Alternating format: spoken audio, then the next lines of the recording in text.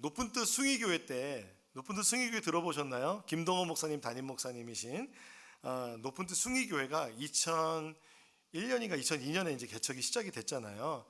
근데 저는 2006년부터 그 높은 뜻 숭의교회의 찬양 사역자로 사역했습니다.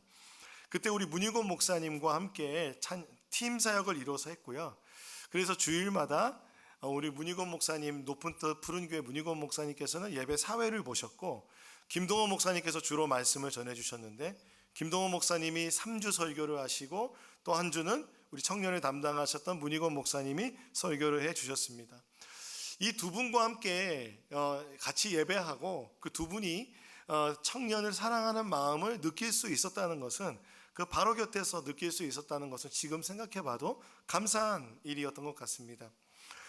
김동호 목사님을 바로 곁에서 뵐 수 있으니까 저는 목사님을 굉장히 동경하고 존경하고 있던 터에 엄청나게 영광으로 받아들였습니다.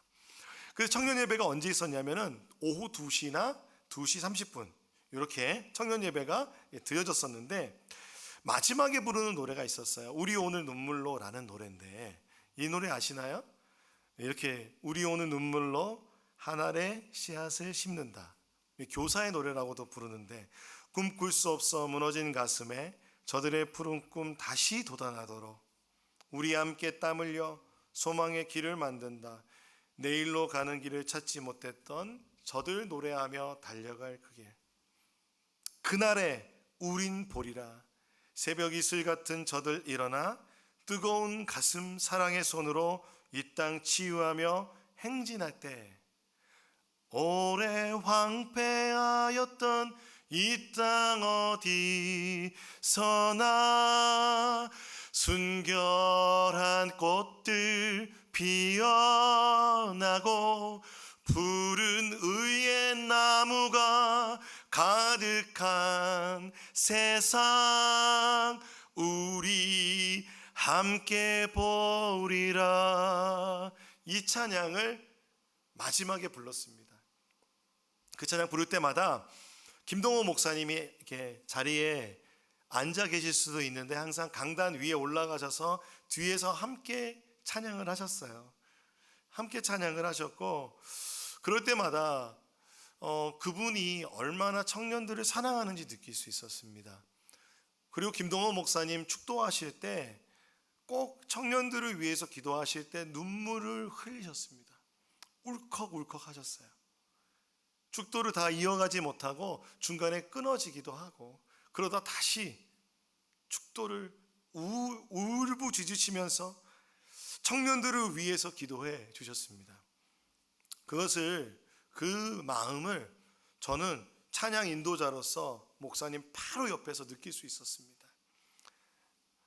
많은 분들이 다 느끼셨겠지만 정말 그 마음이 너무도 느껴졌습니다. 청년을 위해서, 젊은이들을 위해서 많은 재정을 투자하고 프로그램을 만드는 교회들이 있습니다. 그러나 그 많은 예산을 투입함에도 불구하고 열매를 맺지 못하고 청년들이 모이지 못하는 경우가 많이 있습니다. 그렇지만 높은 뜻 숭의교회에서는 하나님께서 이 청년을 사랑하는 목사님의 마음을 아셨는지 분립되기 바로 직전에 2007년이었죠. 그때 거의 1,800명의 청년들이 모여서 함께 예배드렸습니다. 1,800명의 청년들이 모여 예배할 때 그 명동에서부터 숭의여제 그 강당까지 걸어가는 그 행렬은 누가 보아도 정말 아름다운 행렬이었습니다. 청년들의 모습, 그 발걸음은 정말 아름다운 것이었습니다. 무엇이 이 청년들을 그렇게 모이게 했을까요? 저는 그것은 어떤 프로그램이나 어떤 멋진 찬양팀 때문이 아니라, 어떤 잘 짜여진 소그룹이나 그런 것 때문이 아니라, 그 담임 목회자였던 김동호 목사님의 청년을 사랑하는 마음, 그리고 그 흘러가는 그 마음이 흘러가서 함께 그 마음을 품고 있던 문희곤 목사님과 그 청년 사역자들의 그 사랑하는 마음 때문에 그런 진심이 담긴, 그 마음에 진심이 담긴 목회 때문에 청년들이 모였다고 생각합니다. 누군가를 위해서, 영혼을 위해서 진심으로 슬퍼하고 눈물을 흘리는 목사님이 계시다는 게 너무도 감사하였습니다. 그리고 목사님은 지금도 그렇게 사는 것 같습니다. 그렇게 살고 계신 것 같습니다. 저는 우리 예수님은 못 닮아가더라도 예수님 닮아가는 거 정말 소원하죠. 그래도 이 김동호 목사님의 마음을 조금이라도 닮을 수 있으면 좋겠다는 생각을 합니다. 요한복음에는요, 예수께서 그리스도시요 살아계신 하나님의 아들이심을 나타내주는 표징들이 있습니다. 그렇죠? 표징과 기적은 다르다고 말씀드렸죠. 기적과 표징은 둘 다 초자연적이지만 초자연적인 일에서 멈추는 것이 기적이라면 초자연적인 일에서 하나님의 계시를 받아 그것으로 하나님의 믿음, 신앙이 새롭게 되는 것을 표징입니다. 그것을 표징이라고 할 수 있습니다.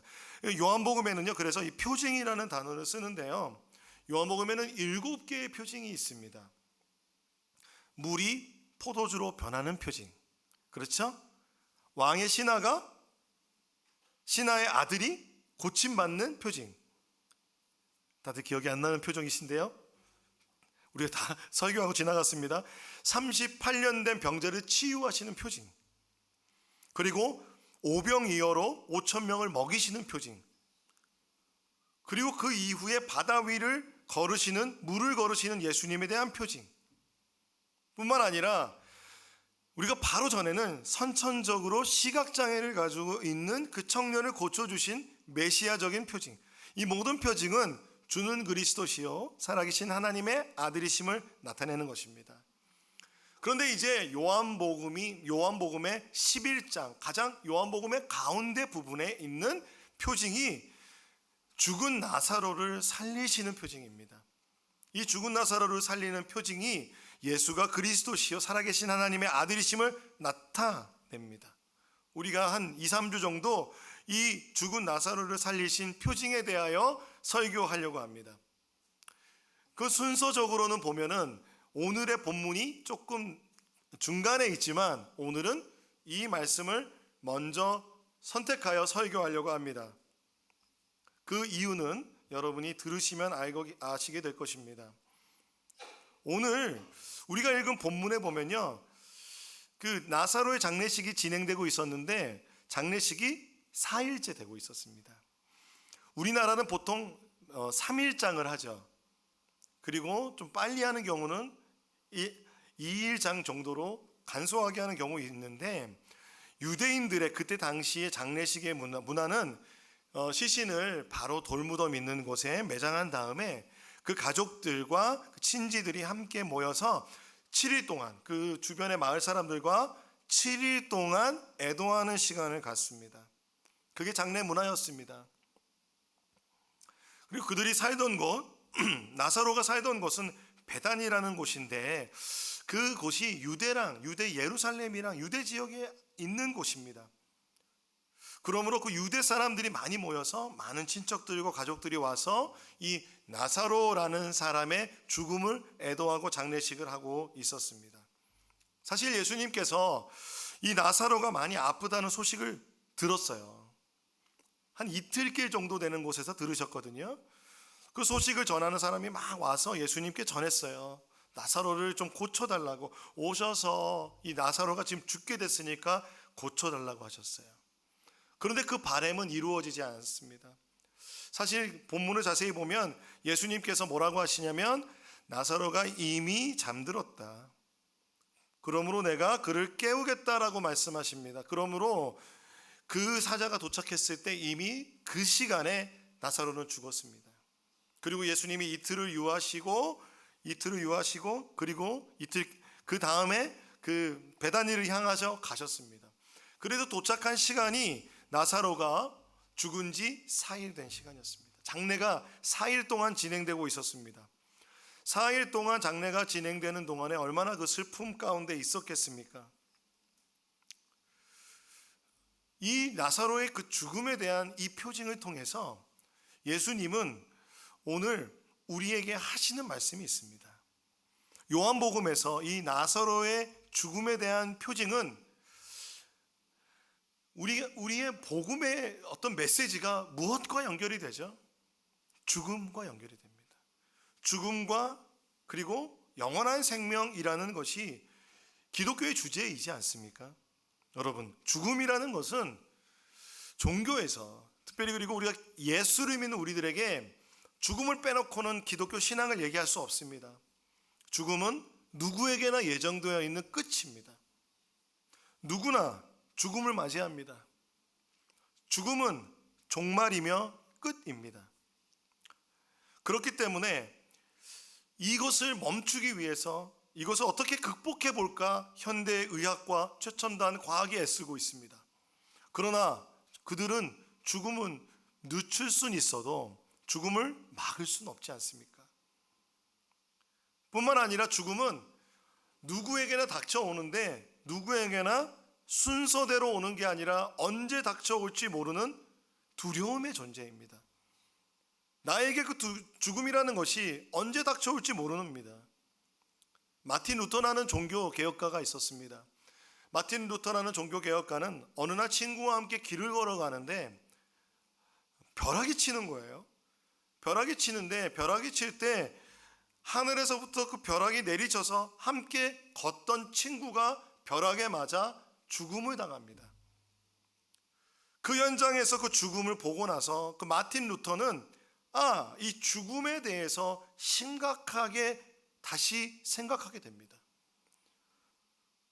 한마디로 말해서 죽음을 직면하게 된 겁니다.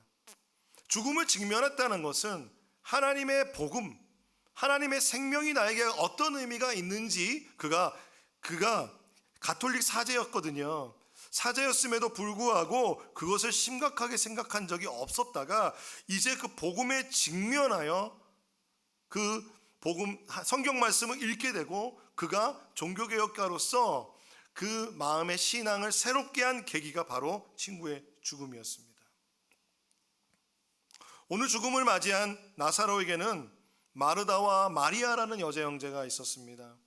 갑작스럽게 자기의 남자 형제 나사로가 죽게 되었습니다. 요한복음은요, 이 성경의 독자들이 보면은 나사로와 마르다와 마리아를 이미 알고 있는 것 같아요. 요한복음을 쓸 당시에 이미 그 교회는 90년 정도 되었었거든요. AD 90년 정도가 되었었거든요. 근데 그때에 나사로와 마르다와 마리아 이름을 교회는 다 알았던 것 같습니다. 그러므로 이 나사로와 마르다와 마리아는 예수님과 함께 뭔가의 친분이 있는 친구라고도 말하고, 그리고 뭐라고 설명하냐면 향유를 예수께 부었던 그 마리아의 형제들이라고 말합니다. 사실 그 향유를 깨뜨린 사건이 요한복음 12장에 나옵니다. 그러므로 그 다음에 나오는 사건이잖아요. 그러니까 시간상으로가 아니라 이미 이 사건을 알고 있다는 전제로 성경이 요한복음을 읽고 있는 공동체에게 이야기되고 있는 것입니다. 그렇죠? 그러므로 초대교회 꽤 유명한 그들, 근데 그들에게 있었던 일들에 대한 이야기 중에 이 나사로의 죽음에 대한 이야기가 굉장히 유명한 이야기였다는 겁니다. 이 두 자매의 형제 나사로가 병에 걸려 죽었습니다. 사실 예수님께서 그 부탁을 받고 와서 고쳐달라는 부탁을 받고 바로 가지 못하셨잖아요. 어떻게 보면은 그들의 마음에 원망하는 마음이 있을 수도 있겠죠. 그런데 사실 예수님께서 다시 유대 땅으로 간다는 것은 굉장히 위험한 일이었습니다. 왜냐하면은 여러분 잘 아시듯이 예수님을 죽이려고 하는 사람들이 많았기 때문에 그렇습니다. 그럼에도 불구하고 예수님은 그 위험을 무릅쓰고 나사로와 마르다와 마리아를 위해서 길을 떠납니다. 애도를 표하기 위해서. 그리고 예수님께서는 그 하나님의 그 놀라운 표징을 행하시기 위해서 그들을 향해서 갑니다. 그리고 나서는 먼저 마르다를 만나시고 그리고 오늘 마리아를 만나는 겁니다. 마르다와 먼저 예수님께서 대화하셨어요. 그 대화는 우리가 다음에 살펴볼 겁니다. 근데 마르다와의 대화와 마리아와의 대화는 사뭇 다릅니다. 마르다와의 대화는 어떻게 보면 그 기독교의 신앙에 관한 신학적이고 교리적이라면 마리아와의 대화는 공감적이고 감정을 만져주는 그런 대화입니다. 여러분, 무엇이 더 중요할까요? 무엇이 더 중요할까요? 성경은 사실 그 순서로 볼 때 이 마리아와 예수님과의 그 만남이 어쩌면 더 중요하다고 말하고 있는 것 같습니다. 전개를 볼 때 이 이야기가, 마리아와의 대화가 이 11장 전체의 중간에 딱 위치해 있는 것입니다. 요한복음 11장 28절에서 32절까지의 말씀을 그래서 우리가 한번 읽어보겠습니다. 시작. 이렇게 말한 뒤에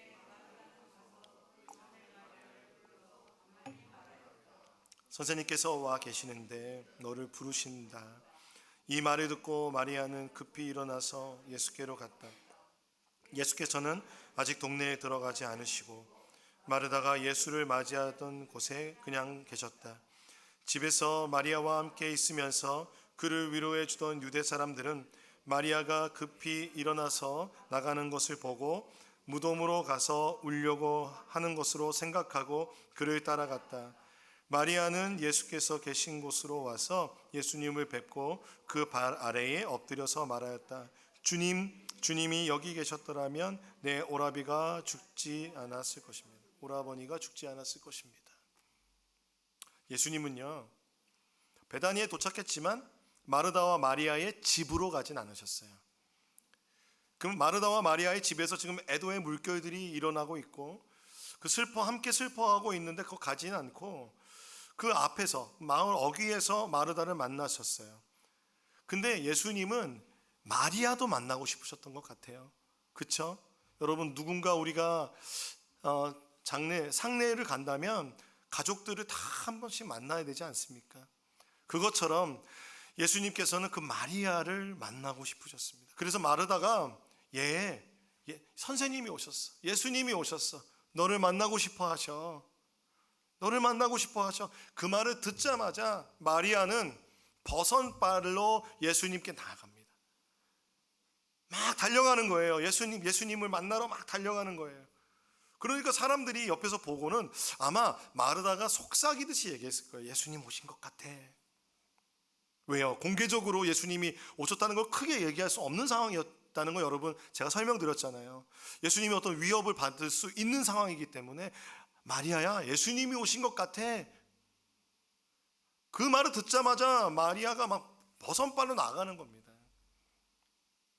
버선발로 막 달려가니까 무슨 일이야? 사람들이 마리아가 너무 슬픔을 견디지 못해서 나사로가 매장되어 있는 그 무덤으로 가서 애곡하려나 보다 라는 생각을 하고 함께 울어주려고 달려갑니다. 우리는 이 문화가 많이 없어졌죠.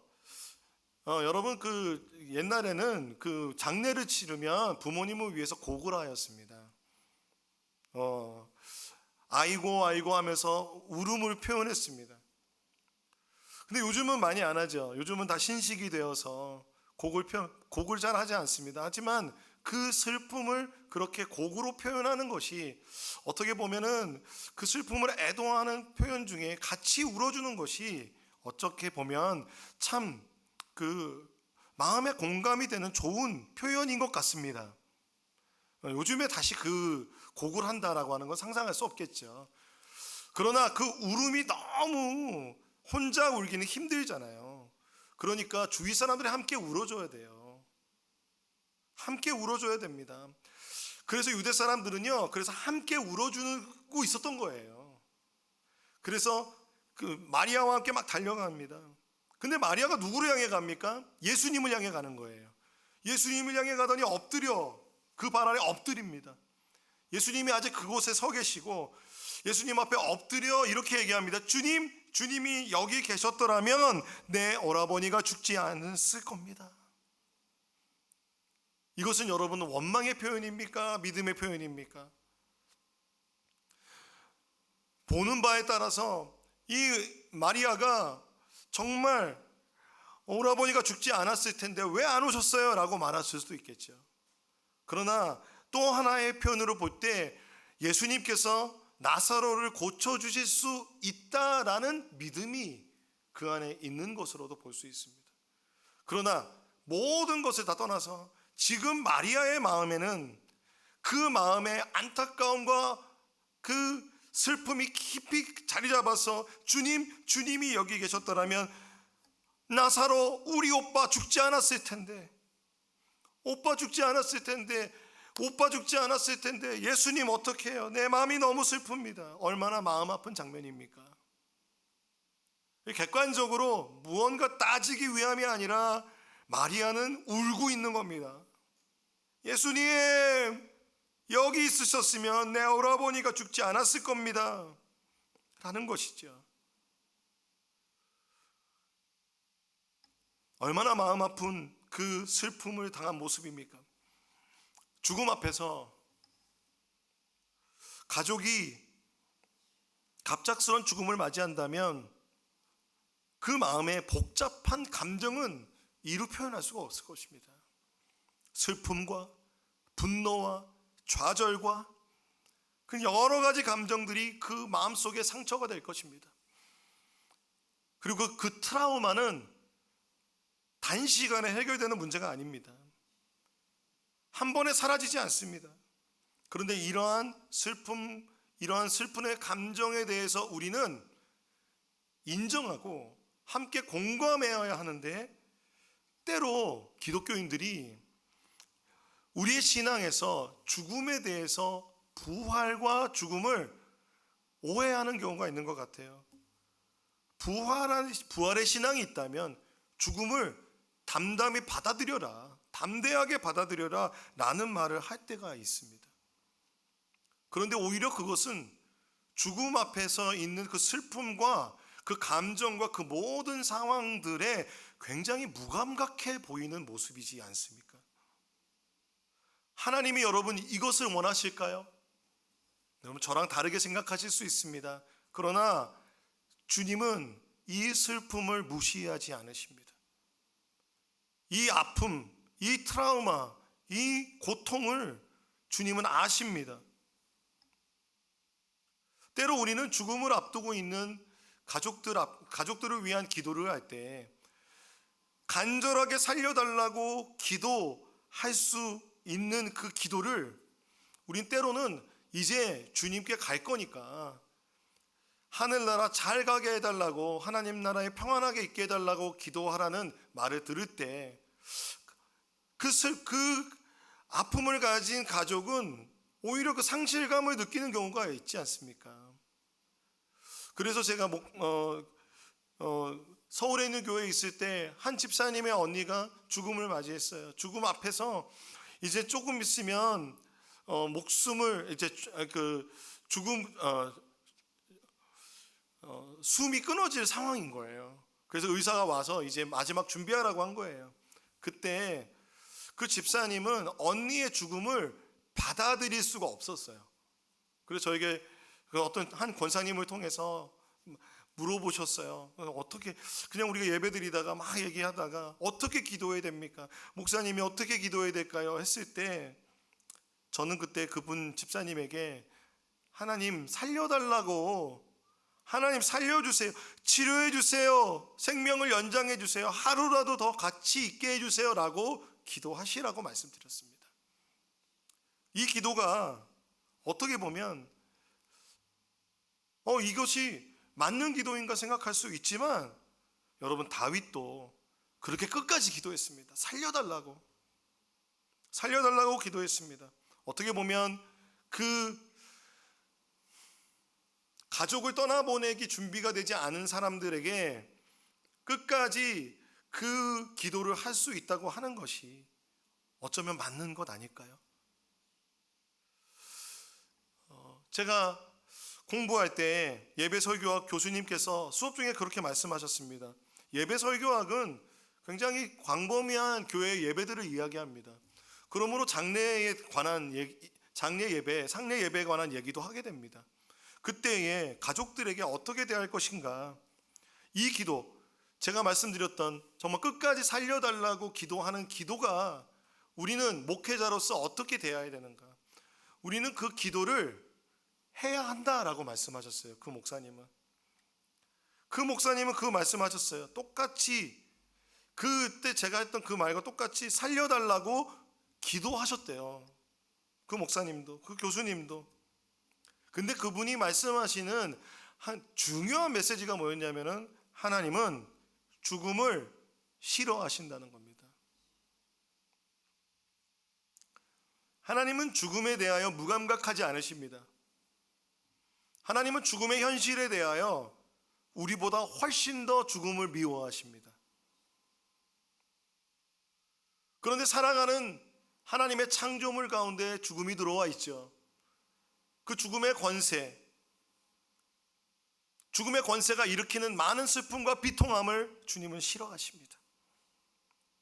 그래서 이 마리아의 절규, 죽음의 권세 앞에서 슬퍼할 수밖에 없는 주님이 여기 계셨더라면 내 오라버니가 죽지 않았을 겁니다라는 이 외침을 들으시며 그 마음에 비통하며 괴로워하셨습니다.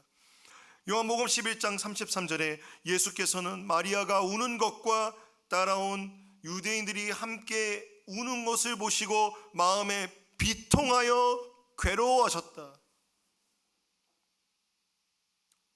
마리아가 울고 있습니다. 그리고 그와 함께 따라온 유대 사람들도 함께 나사로의 죽음을 슬퍼하며 울고 있습니다. 그들의 눈에서 한없이 눈물이 흘러내리는 겁니다. 그때 성경은, 요한복음은 예수님께서 마음이 비통하여 괴로워하셨다고 합니다. 마음이 비통하다는 건 무엇입니까? 헬라어로요, 비통히 여기다, 나무라다, 꾸짖다, 분노하다라는 것입니다. 비통하다라는 것은 여러분, 우리가 죽음을 대할 때 너무 슬픈 일을 당했을 때 우리 마음에 분노도 일어나잖아요. 그것을 비통함이라고 합니다. 그 참담함, 어떻게 이런 일이 일어날 수 있는가? 어떤 사람은요, 예수님께서 유대인의 믿음 없음과 그리고 이 마리아의 믿음 없음 때문에 분노하셨다고 합니다. 네, 그럴 수 있습니다. 이 죽음까지도 극복할 수 있는 하나님의 아들이심을 믿지 못하는 것인가? 또는 왜 지금 나에게 원망하고 있는가라고 생각할 수 있겠습니다. 그래서 어떤 사람은 예수님께서는 그 믿음의 불충분함 때문에 마음 아파하며 분노하셨다는 겁니다. 이 분노는 겉으로 표현되는 그런 막 분노하는 그 분노가 아니라 비통함이라는 그 단어가 맞는 것 같아요. 그리고 어떤 사람들은, 어떤 다른 주석가는 예수님께서 이 비통함이라는 것은 그 사랑하는 사람을 슬프게 하고 괴롭게 하였던 이 죄의 권세 가운데 있는 죽음, 이 죽음의 권세에 대해서 예수님 분노하셨다는 것입니다. 우리가 생각할 때 이 슬픔을 겪고 있는 사람에게 분노하셨다 그러면 이해가 되지 않죠. 그러나 그 슬픔을 준 그 죽음 자체에 대하여 분노하셨던 것입니다. 죽음 권세에 대하여 주님 분노하셨고, 그들의 믿음이 불충분함에 대한 안타까움으로 마음에 비통하셨던 겁니다. 그러므로 하나님은 죽음의 결과에 대해 마음 아파하시고 분노하시며 비통해 하십니다. 그러므로 사랑하는 여러분, 우리가 누군가 죽음 앞에서, 가족의 죽음 앞에서 그것을 받아들이라는 말은, 그 말보다는 함께 울어주는 게 맞지 않겠습니까? 함께 손잡아주는 게 맞지 않겠습니까? 예수님의 이 분노하다라는 단어를 왜 썼을까? 요한복음 사람들이. 근데 이 분노가 그 사랑하는 친구들을 위한 것인 겁니다.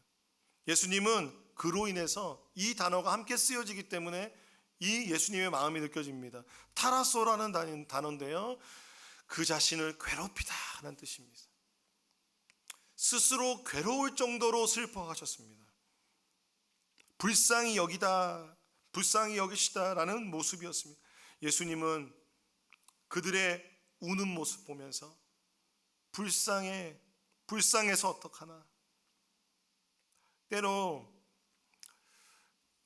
자녀들이 아픔을 겪을 때 부모된 마음에 이런 마음이 듭니다. 같이 해줄 수 없는, 같이 뭔가 극복해 줄 수 없는 상황이 될 때, 아이고 불쌍해.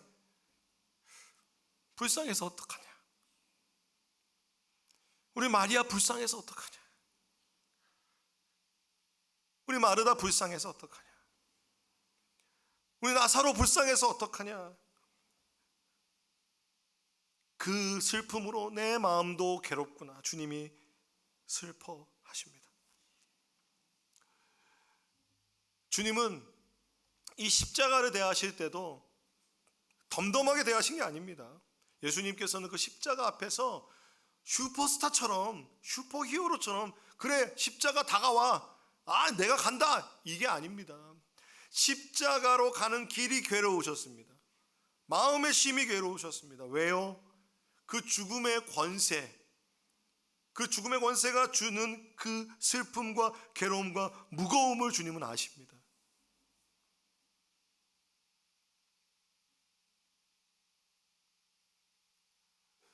그러므로 여러분, 예수님은 그 비통한 마음으로 나사로의 죽음에 대해서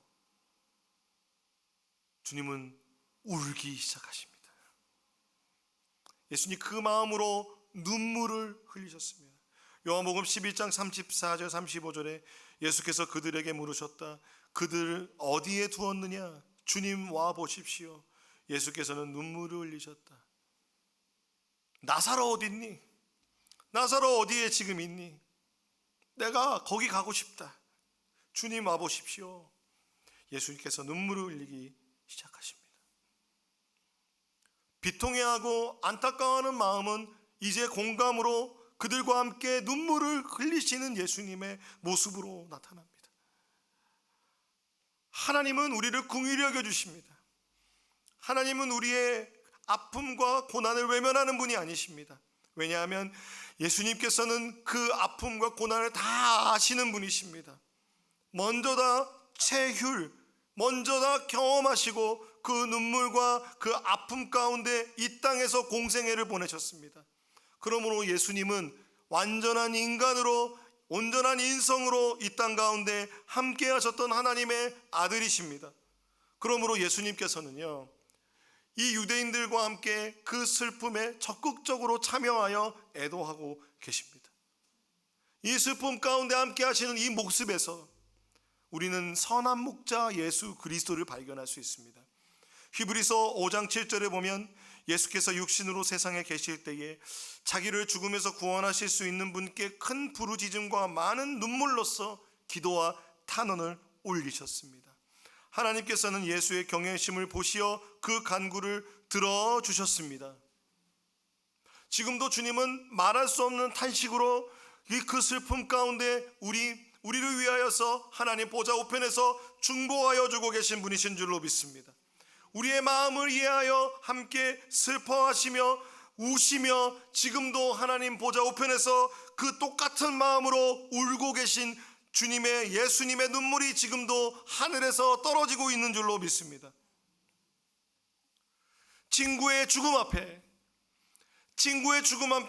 마음껏 슬퍼하시고 친구의 가족과 함께 마음껏 눈물을 흘리셨습니다. 사랑하는 여러분, 지난주 우리는 이태원 참사라고 하는 말로 할 수 없는 10대, 20대의 젊은 청년들이 정말 참담하게 길을 걸어가다가 죽음을 당하는 그런 이태원 참사를 경험하였습니다. 우리는 지금 슬퍼하고 애도해야 합니다. 그것의 어떠한 전후 관계를 따지는 것과 그 모든 것을 넘어서서 지금 우리 교회가 지금 예수님의 마음으로 해야 되는 것은 무엇일까? 함께 울어야 합니다. 함께 그 마음을 품고 공감해야 하지 않겠습니까? 예수님의 마음으로 한 사람이라도 그 부상에서 더 회복되기를 기도하며, 그리고 희생자들의 가족과 또한 그곳에서 함께 애쓰던 경찰들과 그 또한 그 가운데서 함께 사람을 살리려고 애썼던 사람들, 그리고 그 고통의 현장을 그냥 바라보면서 그 마음에 큰 트라우마를 겪고 있는 사람들과 함께 울어주어야 하지 않을까요? 로마서 12장 15절에 기뻐하는 사람들과 함께 기뻐하고 우는 사람들과 함께 우십시오. 공감하라는 것입니다. 이 시대를 살아갈 때 그리스도인은 이 나라 이 민족 사람들과 함께 살아가고 있지 않습니까? 국가적인 재난 상황 속에 우리는 무엇을 해야 할까요? 하나님이 주시는 마음 속에 여러분 무엇을 하시겠습니까? 저는 목사로서, 교회로서 무엇을 해야 할까? 저는 고민해 보았습니다. 저는 먼저는 우리가 정말 해야 되는 것은 그들을 위해서 함께 애통하고 마음 아파하며 괴로워해야 합니다. 비통한 마음을 품고 있어야 합니다. 죽음의 권세, 그것을 미워하고 우리는 분노하여야 합니다. 그것이 무엇이든지 저는 이 정치적으로 해석 안 하셨으면 좋겠습니다. 죽음의 권세라는 것은 여러 가지를 포함하실 수 있습니다. 그런데 그 무엇입니까? 그런데 우리가 슬퍼야 되는 것은 그 죽음의 권세 때문에 안타깝게 희생된 젊은이들의 그 희생을 우리는 눈물을 흘리며 애도해야 합니다. 이때 우리가 가장 먼저 해야 되는 것은, 그렇다면 그 다음은 무엇일까요? 눈물을 흘리며 그들과 공감한다면 그 다음에 해야 되는 일은 저는 중보기도라고 생각합니다. 너무 적극적이지 않은 것 아닌가 생각하실 수도 있습니다. 그러나 기도해야 합니다. 예수님의 마음을 품고 나라와 민족을 위하여 기도하는 것이 먼저라는 마음을 주님께서 주셨습니다. 우리는 이 땅에 다음 세대를 위해서 기도해야 합니다. 젊은이들을 위해서 기도해야 됩니다. 사랑하는 여러분, 다음 세대가 예수 그리스도의 온전한 하나님 나라의 복음을 듣고 이 세상 가운데 살아가면서 죽음의 권세 앞에서, 세상의 그 물결 앞에서 세상을 분별하며 예수 그리스도의 복음의 능력과 생명으로 살아갈 수 있도록 높은 뜻 안성교회는 함께 기도해야 합니다. 함께 그들과 동행하여야 합니다.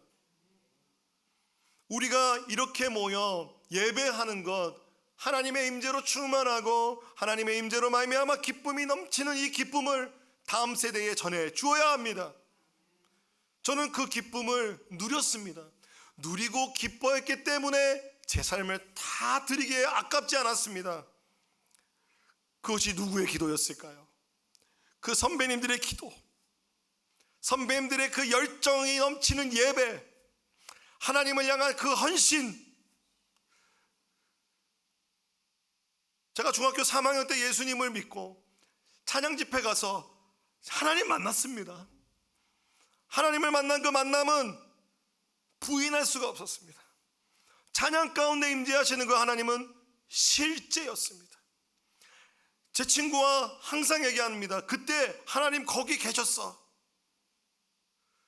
그냥 거기 들어가면 하나님 계셨어. 느껴졌어. 지금 우리는 그 하나님의 임재의 감격과 그 예배의 그 놀라움이 흘러가도록 하여야 합니다. 아이들에게 말해도 전해지지 않습니다. 그러나 하나님 만나주시면, 하나님 함께 하시면, 그 생명이 전해지면 그것으로 놀라운 일이 그 아이들의 삶에, 다음 세대에 전해진다고 생각합니다. 참된 소망은 예수 그리스도, 참된 생명은 예수 그리스도. 우리가 기도하며 그들과 함께 울어주고 함께 하여야 하지 않겠습니까? 그러므로 여러분, 우리 높은 뜻 안성교회는 내년에 다음 세대를 위해 기도하고 애쓸 겁니다. 유아 유치부, 유초등부, 그리고 청소년부 예배를 신설하여서 그 예배 가운데 우리 전도사님들이 마음껏 힘을 다해서 주의 임재 가운데 함께 가도록 애쓰며 우리가 나아갈 수 있도록 기도해 주십시오. 다음 세대 아이들이 이 높은 안성교회에 와서 함께 예배드리고 함께 놀고 뛰놀고 그것 자체가 하나님의 임재가 있는 곳은 즐거운 곳이구나, 하나님의 나라는 아름다운 곳이구나, 평안한 곳이구나, 기쁜 곳이구나 라는 것을 전할 수 있는 교회가 되기를 소원합니다. 뿐만 아니라 나아가서 이 나라 이민족의 많은 우리 그 자녀 세대가 무엇이 소망이 있는지, 무엇을 생명 삼고 살아가야 되는지 알 수 있도록 우리가 함께 기도해야 될 줄로 믿습니다. 솔로몬은 솔로몬은 그 모든 성전이 다 지어지고 나서 주님 앞에 나아갈 때 주님이 말씀하십니다. 역대하 7장 13절입니다. 들어라, 내가 하늘을 닫고 비를 내리지 아니하거나 메뚜기를 시켜 땅을 황폐하게 하거나 나의 백성 가운데 연병이 돌게 할 때에 내 이름으로 일컫는 나의 백성이 스스로 겸손해져서 기도하며 나를 찾고 악한 길에서 떠나면 내가 하늘에서 듣고 그 죄를 용서하여 주며 그 땅을 다시 번영시켜 주겠다. 우리가 그 마음으로 중보의 기도를 하는, 슬픔에 머물러 있는 것은 여러분 적극적인 동참이 아닙니다. 비통함과 우리의 마음의 괴로움과 함께 눈물을 흘리고 있다면 우리는 가장 먼저 중보기도해야 합니다. 나라와 민족을 위해서, 젊은이들을 위해서, 이 모든 참사를 위해서 기도하는 우리들이 다 되길 소원합니다. 우리 함께 찬양하고 싶습니다. 이 역대하 7장 14절의 말씀으로 지어진 찬양이 있습니다. 나의 백성이 다 겸비하여 내게 기도하며 나의 얼굴을 구하여서 그 악한 길 떠나면 하늘에서 듣고 죄를 사하며 그들의 땅을 고치리라. 아버지여 고쳐주소서. 이 마음으로 함께 찬양하겠습니다.